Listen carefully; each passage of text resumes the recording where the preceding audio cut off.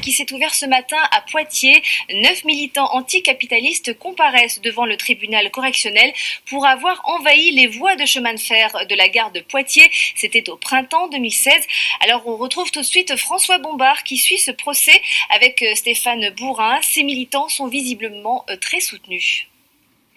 Oui, Marie-Noël, il y avait du monde ce matin devant le palais de justice de Poitiers. Environ 150 personnes issues d'associations et de syndicats se sont rassemblées ici pour soutenir les 9 prévenus poursuivis pour avoir pénétré sur les voies ferrées en gare de Poitiers. C'était le 19 mai 2016, lors d'une manifestation contre la loi travail. Parmi les personnes présentes ce matin, nombre d'entre elles ont dénoncé un ciblage politique. C'est le cas par exemple du responsable national de Solidaires qui était venu de Paris ce matin. Écoutez-le.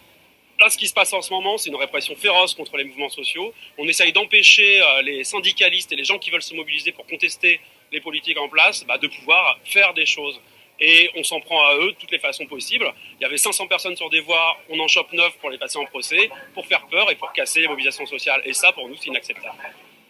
Alors l'audience a duré un peu plus de 2 heures. Le procureur de la République a rejeté clairement cette idée de ciblage politique. Il a rappelé au contraire le rôle de la justice, mais en se tenant aux faits constitutifs selon lui d'une infraction pénale. Il a demandé à ce que les 9 prévenus soient condamnés à des amendes allant de 1000 à 1500 euros, assorties d'un sursis partiel. Les avocats de la défense ont plaidé la relaxe. Le jugement devrait être mis en délibéré.